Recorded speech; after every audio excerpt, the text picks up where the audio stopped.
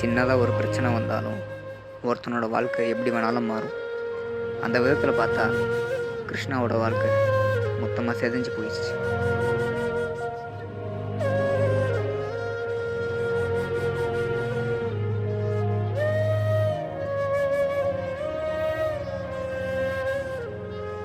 கிருஷ்ணாவோட அம்மா அப்பா இறந்ததுக்கப்புறம் இந்த அனாதை பையலெல்லாம் எங்களால் வளர்க்க முடியாதுன்னு சொல்லி அவன் 2 சைடு ஃபேமிலியும் அவனை தனியாக விட்டுட்டு போயிட்டாங்க. கிடைக்கிற சின்ன சின்ன வேலையெல்லாம் பார்த்துக்கிட்டு கிடைக்கிற கொஞ்சோண்டு வருமானத்தை வச்சுக்கிட்டு அவன் வாழ்க்கையை சமாளிச்சுக்கிட்டு இருந்தான்.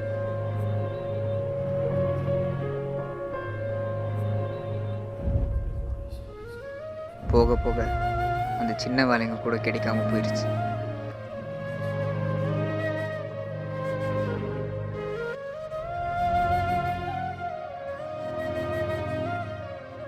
கிருஷ்ணாவோட அம்மா கிருஷ்ணா சின்ன வயசில் இருக்கிறப்போ ஒரு ஆளோட கதை சொல்கிற பழக்கம் உண்டு. அவங்க போனதுக்கப்புறம் கிருஷ்ணாவோட நினைவில் எவ்வளோ வரைக்கும் அந்த கதை ஞாபகம் இருக்கும் அதெல்லாம் எழுதி அவங்க வீட்டு செவுத்தில் ஒட்ட வச்சிட்டான்.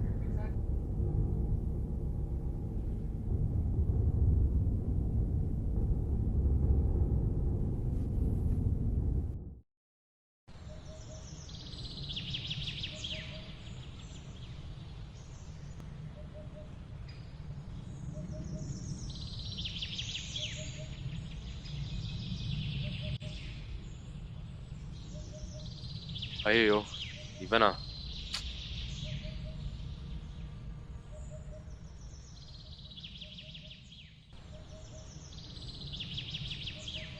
ஏய் ஹாய்டா, எப்படா இருக்க? இல்லை, இந்த மாதிரி வேலை கேட்டிருந்தேன். என்னாச்சு? இல்லடா, கேட்டு பார்த்தேன். இப்போல்லாம் டிகிரி வச்சிருக்கிறவங்களுக்கே வேலை கிடைக்கிறது கஷ்டம். நீ வேற ஸ்டடீஸை டிஸ்கண்டினியூ பண்ணிட்ட. பார்க்கலாம்டா.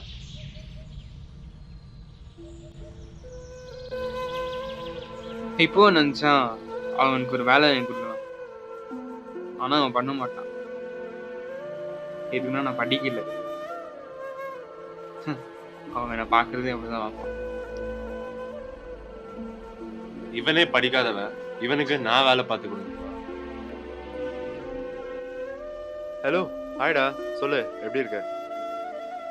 அந்த ஆளோட வாழ்க்கையில் நடக்கிற எல்லா விஷயமும் ஒரு கட்டத்துக்கு மேலே உன் வாழ்க்கையிலையும் நடக்கும்னு அவங்க அம்மா கிருஷ்ணாவுக்கு சொல்லியிருக்காங்க. அந்த ஒரே ஒரு காரணத்தினால தான் கிருஷ்ணா இந்த மாதிரி செவத்து ஃபுல்லாக அவன் நினைவில் இருக்கிற மொத்த கதையும் எழுதி ஒட்ட வச்சுருக்கான்.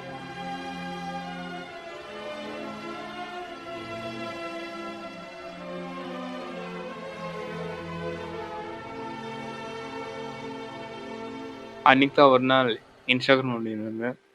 அப்போ தான் அந்த பொண்ணை நான் ஃபஸ்ட் டைம் பார்த்தது. ஹச்எஸ்எல் எங்கள் அம்மா போலேயே இருந்தான்.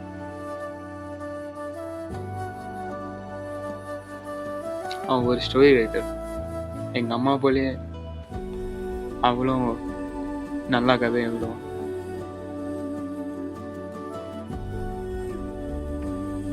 அவள் பேர் ராதிகா. ஃபஸ்ட் டைம் பார்க்கும்போது நான் போய் மெசேஜ் பண்ணலான்னு தான் இருந்தேன், ஆனால் எனக்கு அவ்வளோ தைரியம் ஒன்றும் இல்லை.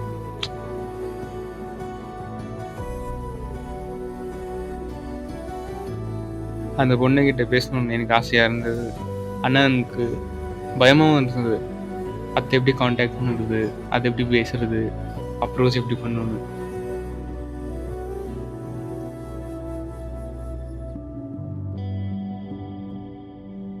சரின்னு சொல்லிட்டு என்னானும் பரவாயில்லன்னு அதுக்கிட்ட போய் மெசேஜ் பண்ணேன்.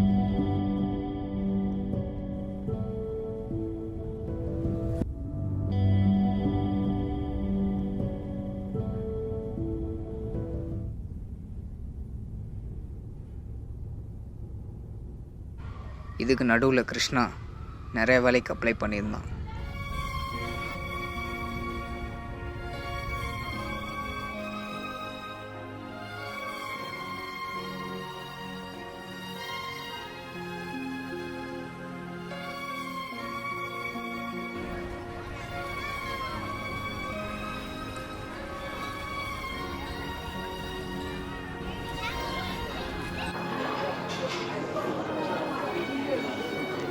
ஆனால் எந்த வேலையும் கிடைச்ச மாதிரி தெரியல. என்னண்ணா வேலை கச்சிச்சா?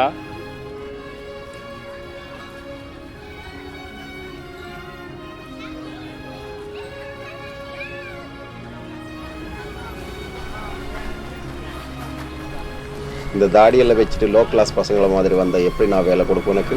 பேசிக் சர்டிஃபிகேட்ஸ் இல்லை, ஸ்டடீஸ் டிஸ்கண்டினியூ பண்ணிட்டேன்னு சொல்கிறேன். எதை நம்பி நான் வேலை கொடுப்பேன்?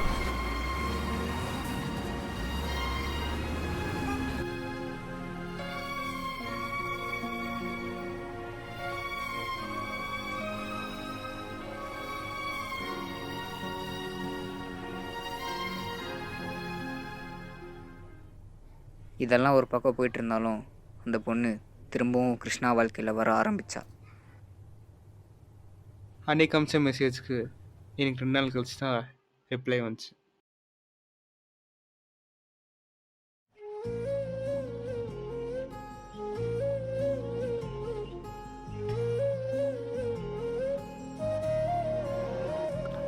ரிப்ளை பண்ணலாமா வேணாமான்னு நான் யோசிச்சுட்டே இருந்தேன்.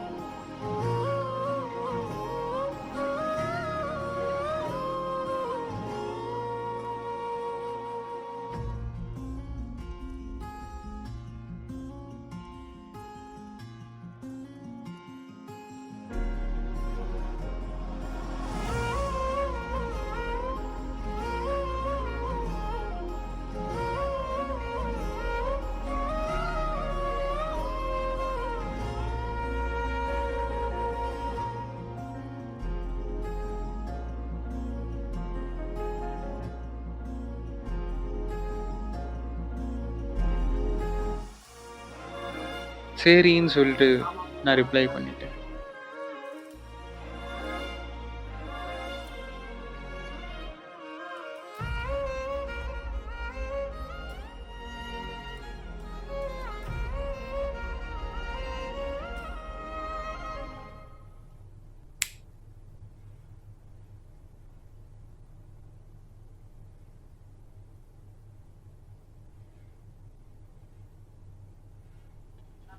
அன்னைக்கு ஒரு நாள் நான் அந்த பொண்ணுக்கு மெசேஜ் அனுப்பிச்சேனே, சரி நான் இன்னொரு வாட்டி மெசேஜ் அனுப்பலான்னு சொல்லிட்டு மெசேஜ் அனுப்பிச்சேன்.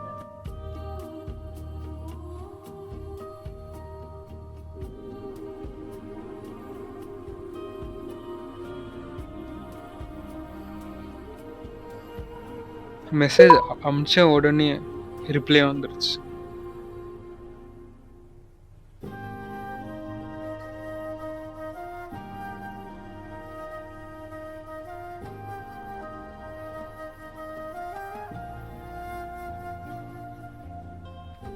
அப்புறமா நான் சொல்லிட்டேன், நீங்கள் பார்க்கறதுக்கும் அம்மா நீங்கள் எழுதுகிற கதைக்கும் எங்கள் அம்மா மாதிரியே இருக்கீங்க.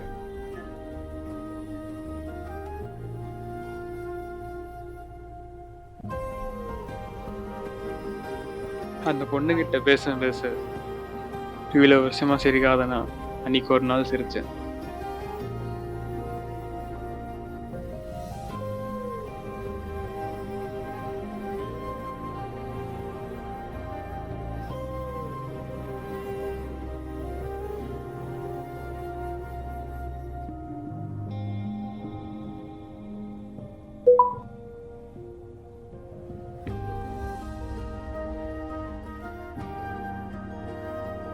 அந்த பொண்ணுகிட்ட நம்பர் கேட்கலான்னு சொல்லி அதுகிட்ட அதோட நம்பரை கேட்டேன்.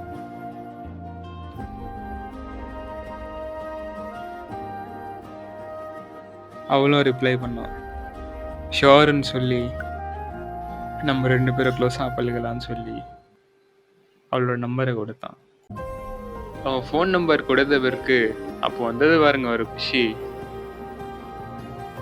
அவன் நம்பர் கொடுத்ததும் ஒரு நாள் விடாம டெய்லி பேசினது.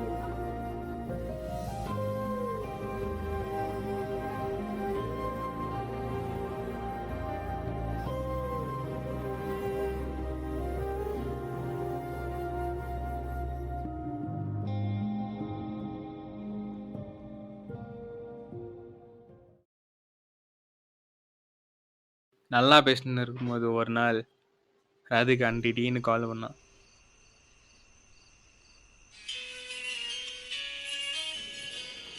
ஹே ராதிகா, சொல்லுமா.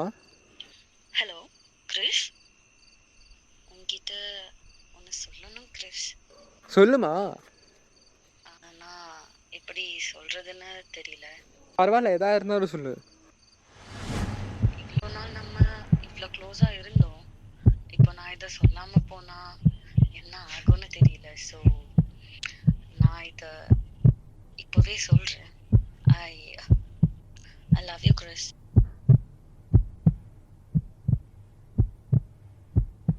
5 நிமிஷம், நானே உனக்கு கால் பண்ணுறேன்.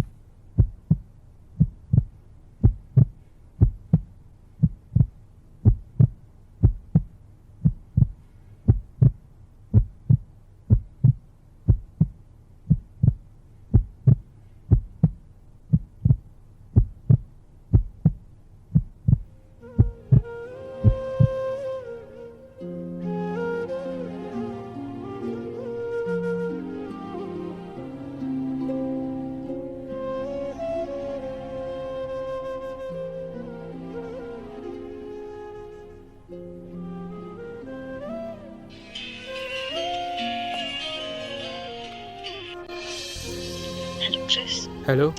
நான் சொன்னதில் நீ எதுவும் தப்பாக நினச்சிக்காத. இல்லை இல்லை இல்லை.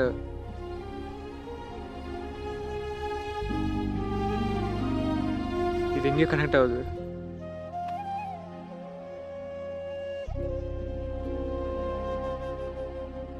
அதுக்கப்புறம் கிருஷ்ணா ராதிகா கூட இன்னும் நெருக்கமாக பழக ஆரம்பித்தான்.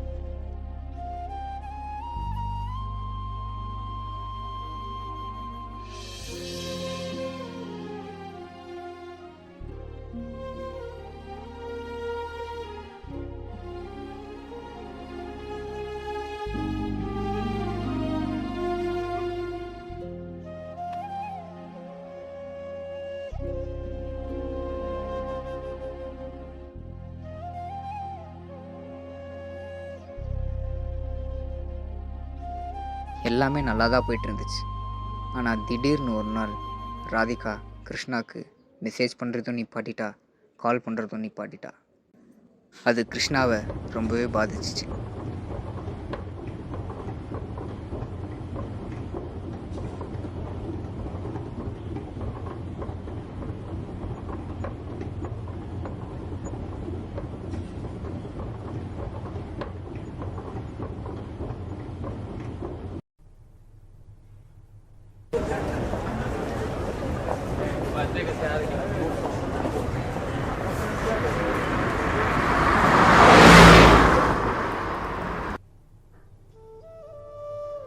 ராதிகா இன்ஸ்டாகிராம்லேயும் கிருஷ்ணாவை பிளாக் பண்ணிட்டான்ட்டு கிருஷ்ணா நம்பணும். அது இவனை பிளாக் தான் பண்ணுச்சா இல்லையான்னு தெரியாமல் 2-3 நாளாக தவிச்சிட்டு இருந்தான்.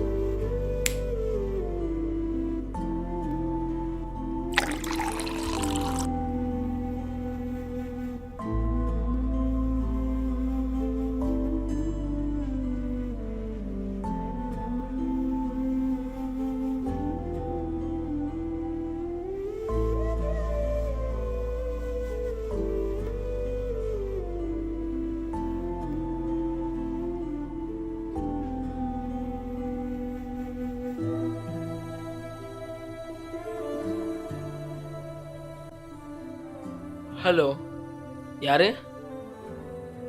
ஏய் கிரேஷ், எப்படி ஆகுற? சொல்லுடா, என்ன விஷயம்? இல்லைடா, சொல்ல ஒரு மாதிரி இருக்கு. எப்படி சொல்லணும்னு தெரியல. டேய் சொல்றா. இந்த மாதிரி ஒரு பொண்ணு ஒன்று என்ன பார்த்து பேசினேன், லவ் பண்ணும். இப்போ அவ அக்கௌண்ட் காணும், அவ அக்கௌண்ட் ஐடியை சென்ட் பண்றடா. என்னன்னு பார்த்து கொஞ்சம் சொல்றியா? அவ்வளோதானே விஷயம், நான் பார்த்து சொல்கிறேன், வை. Okay, thanks bro.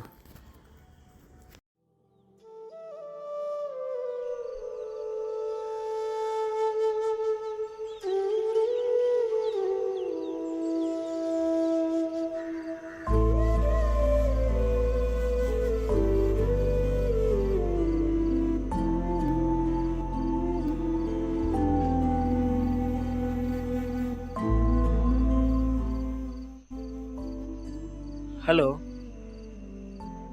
நான் சொல்கிறேன்னு தப்பாக நினச்சிக்காதடா. அந்த பொண்ணு உன்னை மட்டும் தான் பிளாக் பண்ணியிருக்கு.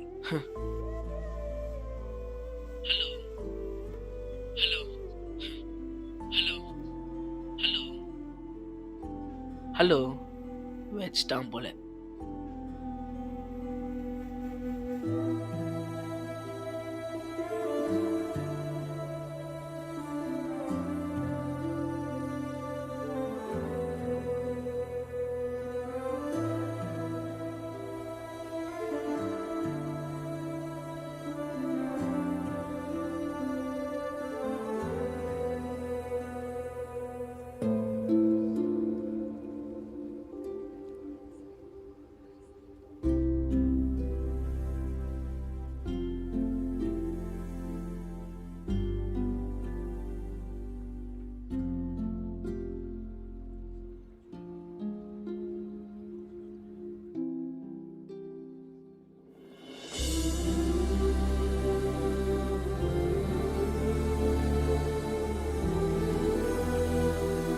அன்றைக்கி ஏன் அவன் அப்படி அழுதானா? அவங்க அப்பா அம்மாவுக்கு அப்புறமா அந்த பொண்ணை அவன் ரொம்ப நம்பினான். ஆனால் அந்த பொண்ணு இவனுக்கு இவ்வளோ பெரிய பாடத்தை கொடுத்துட்டு போகுன்ட்டு அவன் அன்றைக்கி கொஞ்சம் கூட நினச்சி பார்க்கல.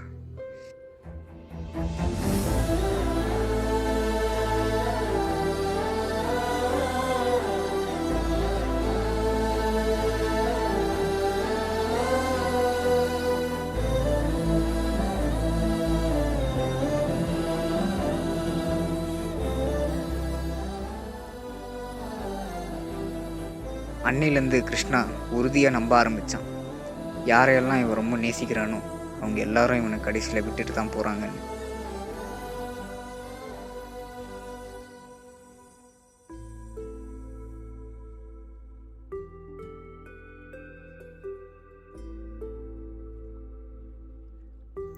இதெல்லாம் ஒரு பக்கம் போயிட்டு இருந்தாலும் திடீர்னு நம்ம எதிர்பாராத நேரத்தில் நம்ம வாழ்க்கையில் சில பேர் திரும்பவும் வர ஆரம்பிப்பாங்க. அப்படி பார்த்தாக்கா கிருஷ்ணாவோட வாழ்க்கையில் அன்றைக்கி ஒரு நாள்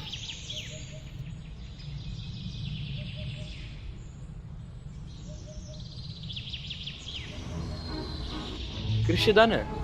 நீ விஜய் தானே? ஹேய், எப்படிடா இருக்க? இவ்வளோ வருஷமா எங்கடா போயிட்டு இன்னும் காண்டாக்ட் பண்ண ட்ரை பண்ண, ஆனால் எந்த யூஸும் இல்லை. இல்லைடா, இந்த மாதிரி என்னோடய ஸ்டடீஸை டிஸ்கண்டினியூ பண்ணிட்டேன். அப்புறம் என்னோடய ஃப்ரெண்டு டான்ஸ் பண்ணிகிட்டு இருக்கேன்.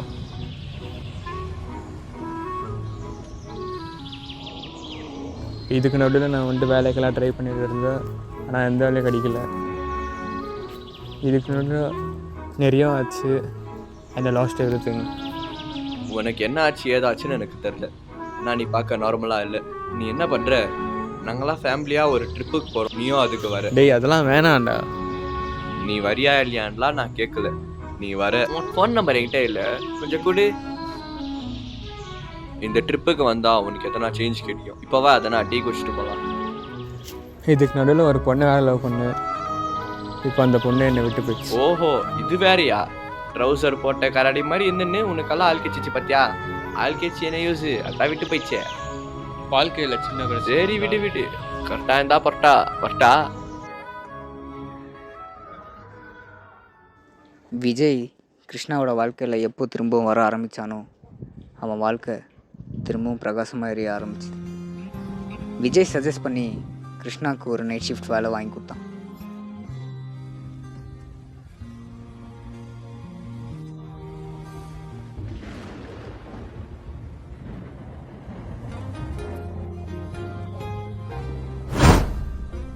கை நிறைய சம்பளம் இல்லைனாலும் அவன் அவனை பார்த்துக்கிற அளவுக்காச்சும் ஒரு நல்ல சம்பளத்துக்காக வேலைக்கு போக ஆரம்பித்தான். எதுக்கு இந்த பொண்ணு நடுவில் இவன் வாழ்க்கையில் வந்துச்சு, பேசிச்சு, விட்டு போச்சுன்ட்டு கிருஷ்ணாவுக்கு இப்போ வரைக்கும் தெரியல. ஆனால் ஏதோ ஒரு இடத்துல அந்த பொண்ணால் அவன் திரும்ப சிரித்தான், சந்தோஷப்பட்டான்ற ஒரு எண்ணம் அவன் மனசுக்குள்ளே இருந்துகிட்டே இருக்கு.